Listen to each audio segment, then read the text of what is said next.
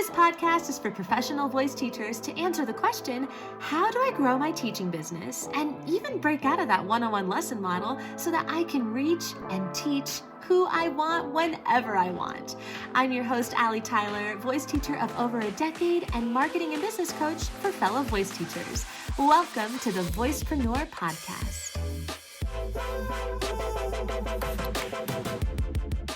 Hey, voice teacher. Welcome to another episode of the Voicepreneur podcast. Thank you so much, as always, for spending your time with me.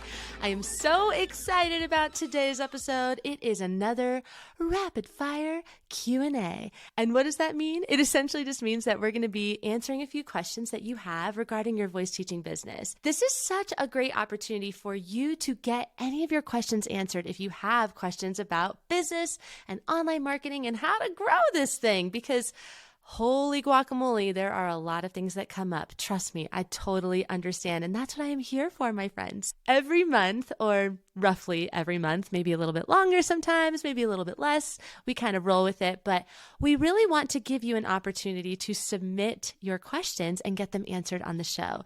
And so the best way to do this is to answer a few questions at a time inside of one episode. And this episode, I really feel like is going to apply to so many voice teachers. I know that so many of us are struggling with these things, and I'm so excited to have this conversation with you. So let's kick it off with the very first question. This question asks, and you know what? It's a general question. It comes from a lot of people. I was going to say it's going to be this one particular person, but it's not. It's so many voice teachers want to talk about this. So this question asks, do you have any advice for how to transition out of a music teaching company and into doing your own thing?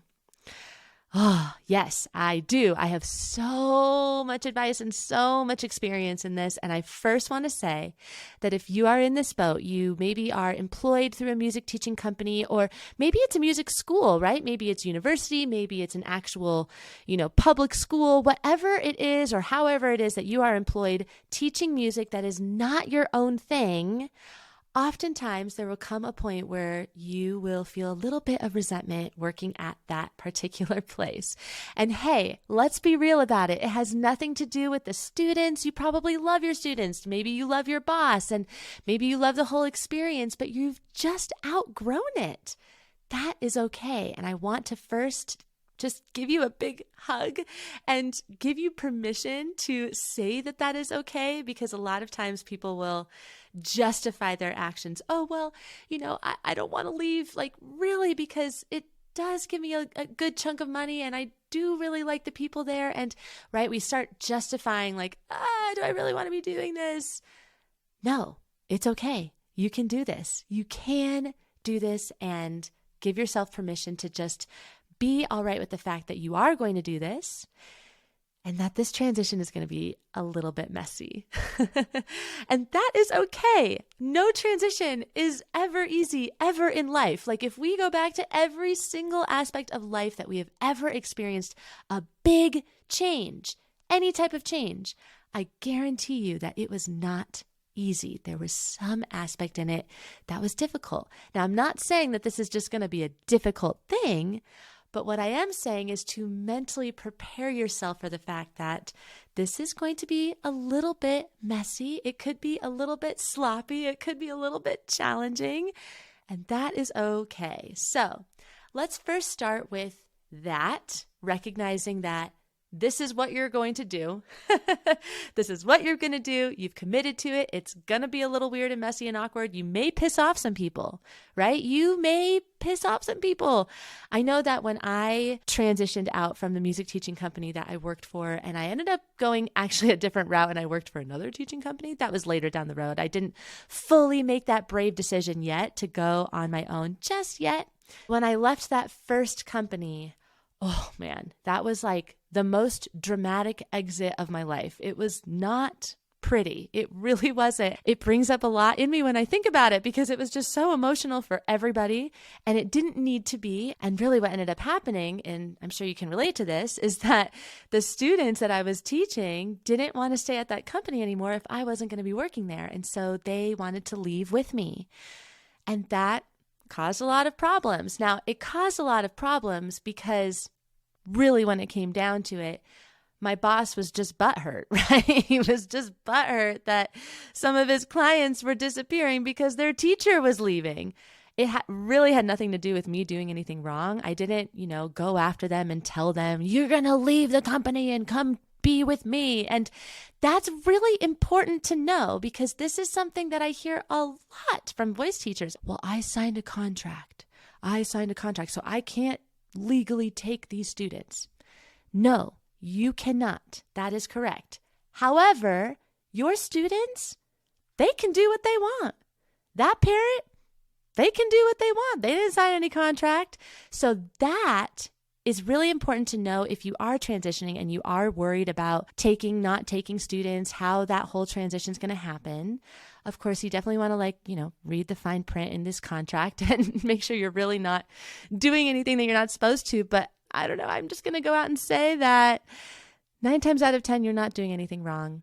And the student has just bonded with you and they want to continue that relationship with you, and they have the right to do that. And that is their decision.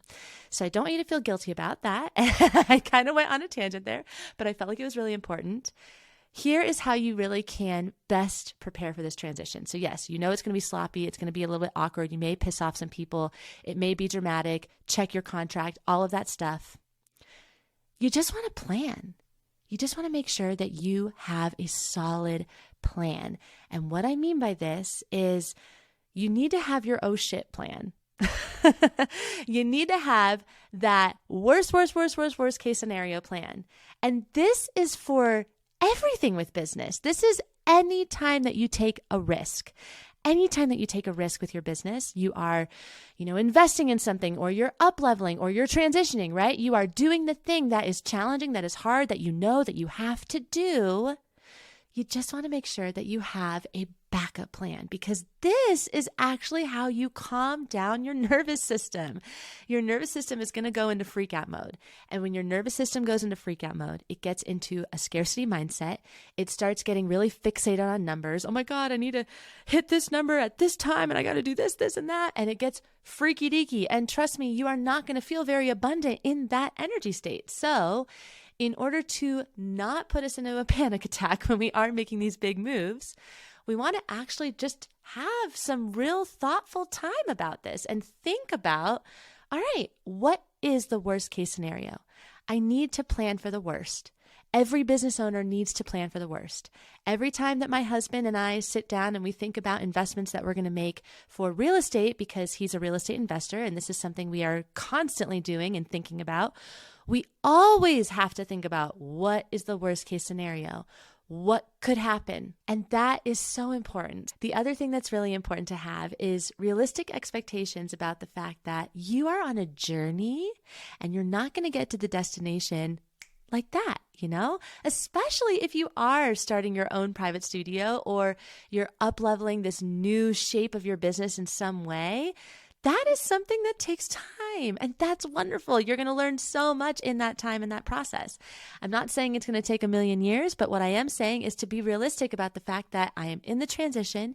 It's going to be a little wobbly. I will get to the other side, and then that's going to be a little wobbly maybe for a little bit, and it's only going to get better from there. It's only going to get better from there.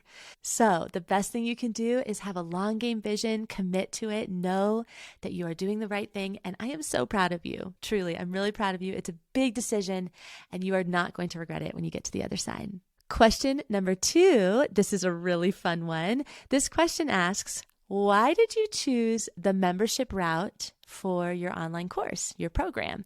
And does it ever stress you out? I'm nervous to take that leap because it feels like such a big commitment. Woo! Yes. Have you ever felt this before? Have you felt like, oh my God, I am not going to do a membership because that is like so much of a commitment. That sounds like way too much work. I'd rather just make the course and then be done with it. I am raising my hand right now because this was me and I totally understand. And truthfully, I actually ended up doing both routes. I have online courses and I have a membership. That's a separate story. So I just wanted to give you a frame of reference that I didn't start with a membership. I did start with an online course. I went to a membership model later. This is important because I think it's important to kind of get in the groove of how to make a program. The first program I ever made, that course, oh my gosh, it is just something I'm not like super jazzed about selling. I still do sell it for sure, but it was the first time I ever created anything. So I definitely would do a little bit better if I were doing it now. And that's okay. I'm not saying that you can't create a membership as your very first thing. But what I am saying is that it does help to have a little bit of experience under your belt. Here is what helped me make the decision about doing a membership. That was the first thing. I had experience, so I felt a little bit more comfortable with it.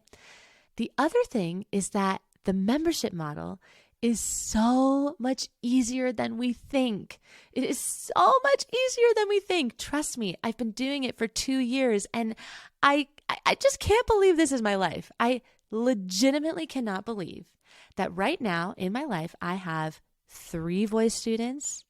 I have, a handful of voice teacher clients, maybe 5, 7 that I'm seeing every other week. I'm not even seeing them weekly.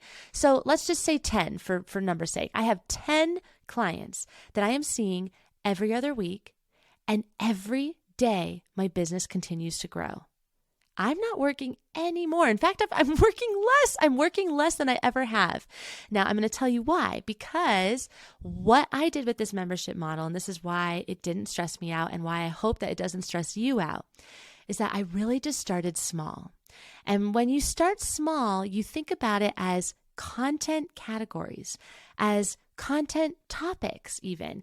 And all you're doing is you're putting a schedule around these content topics. The membership model is just you focusing on something for a certain period of time with everybody doing it together. So content-wise, it's really not super stressful. If anything, it's actually it's really nice that it's spread out. I really prefer to have it spread out. I mean, I've done the course thing too, where it's like you do the whole thing, you're recording all the content, and it's a big, huge project, and then you're done, and it feels great. That's wonderful, and we can talk about that in another episode. But I like being in this flow where I'm kind of doing it all the time, but I'm not doing very much of it all the time. So in my world, the content that I am making every month is one bonus training. That's it. And I do it on whatever they want, whatever I want. It's a bonus. So it's whatever, right? It could be a masterclass.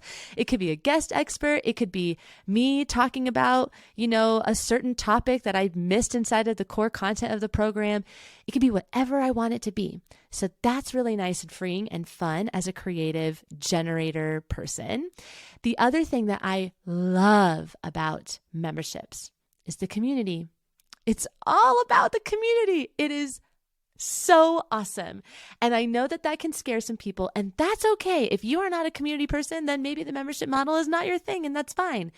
But if you enjoy when people come together, you enjoy making music together, or you enjoy that sense of belongingness, if you feel like that sparks something in you, membership model is it's just it is the way. It is the way. There's no other way to do it. And what I love most about the community aspect is that is what keeps you going.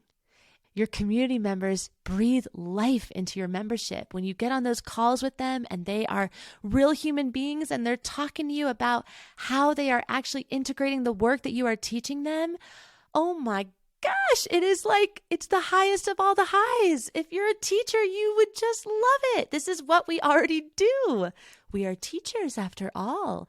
So I hope that helps you feel a little bit more ease with the membership idea. I'm telling you, it is so much easier than you think. You really just have to be organized.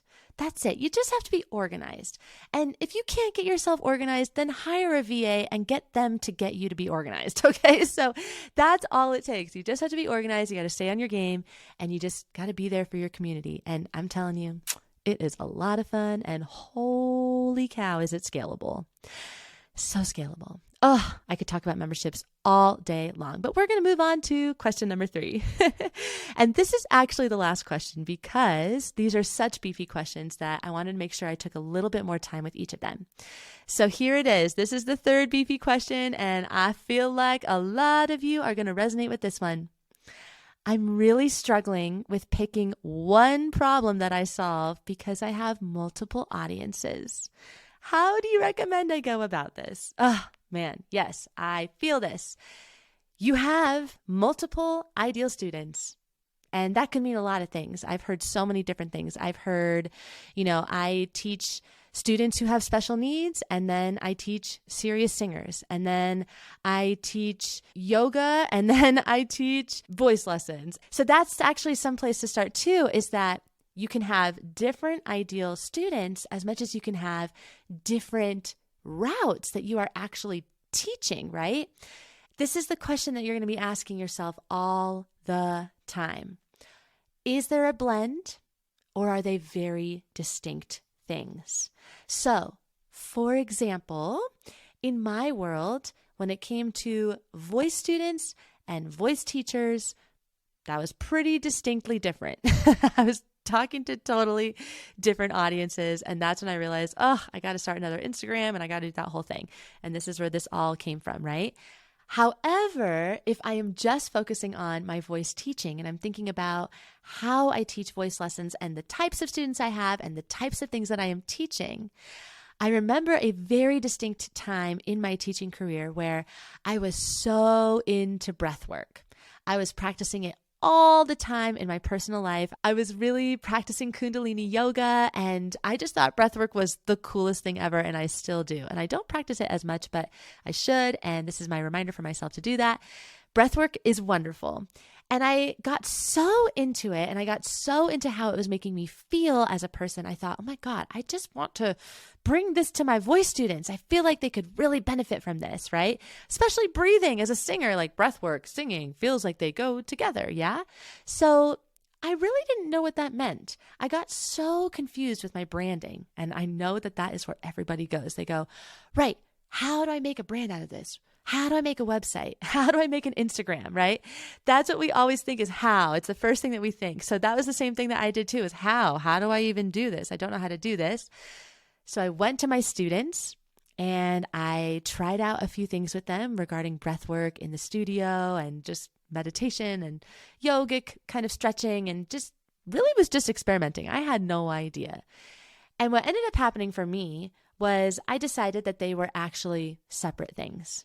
I had to just try it to see if I could blend them together. And I'm really talking to those of you who do have multiple modalities that you're working with. So maybe you're a yoga teacher, or maybe you have, certifications in meditation or wellness or body work or Alexander technique or any of that stuff, right?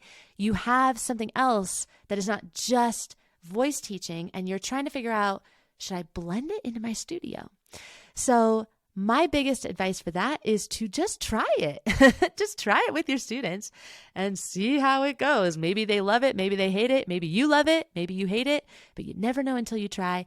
Don't worry about the branding yet. Don't worry about any of that stuff yet. This is all about you experimenting. Now, if you have two different audiences and you are just seeing that they are totally separate, they are like with me, right? The voice teachers and the voice students, they just were not similar at all. Then you get to make the empowered decision on what you're going to focus on first. And I know that everybody hates it when I say that. We all just want to do it all. We all just want to do it all. Trust me, I understand. I am just like you. And in my experience, trying to do it all for so many years, I don't know. It's just one of those things where it varies person to person. I'm not going to sit here and tell you that you can't do it all.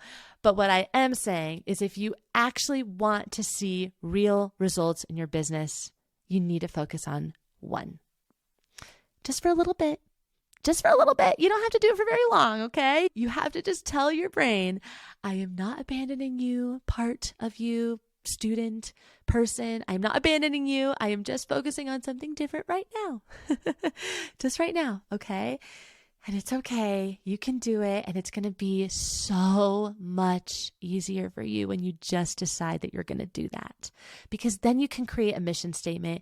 Then you can create a brand. Then you can create content. Then you can create an offer. Then you can create money and abundance and a business that actually supports the other thing that you want to do. And this is something that I'm going to leave you with, because this is something I think about a lot with me and my businesses. Because I do have multiple businesses here. I have my voice teaching business. I have my marketing and business coaching. And I'm a singer-songwriter. And that part of me, the part of me that actually sings and is a good singer and loves to perform and write music, has been a little quiet over the last couple of years, but very intentionally quiet, very intentionally waiting. Knock on wood, I don't die. And if I do, that's okay. I had a great life. But willing to wait a little bit, because the things that I am focusing on right now are going to support that part of me. I can go out and record an album and go on tour if I have a business that is freaking rocking it, right? So I don't know who needed to hear that. Maybe you didn't, and that's okay. But we have to think about these things. Like, what is actually going to support my ideal life? And it doesn't mean that you are abandoning it when you say, you know what, I got to put you on pause for a hot sec because I love you that much. I love you so much that I need to focus on this other thing because this is the thing that is going to enable you, right? So just know that you are not doing anything wrong by focusing on one thing. You are still a creative, wonderful human. And when I say one thing, I mean one person, one mission, one business. You know what I'm talking about, right? I hope that this is still answering the question and that I didn't just totally derail in another direction. I don't think I did, but this is my advice for you. I hope that makes sense, and I hope that it is helpful for you. And you got this. You so got this. And if you need any support, we over here at the Voicepreneur are such an incredible community of voice teachers all over the world. We are all on a mission to do voice lessons differently. And man, it is such an awesome, awesome group of teachers. So come and join us inside of the Voicepreneur program. You're going to get the community and the course and the coaching from me. And it's just all in one package. It is so awesome, and it is undeniably going to get you results if you put in the work. I love you, and I hope that you have a wonderful rest of your day. I hope that this episode was enjoyable for you, and if it was, be sure to go and rate and review it over on Apple Podcasts. Go check out all the resources that we have inside of the show notes, and I will catch you in the next episode.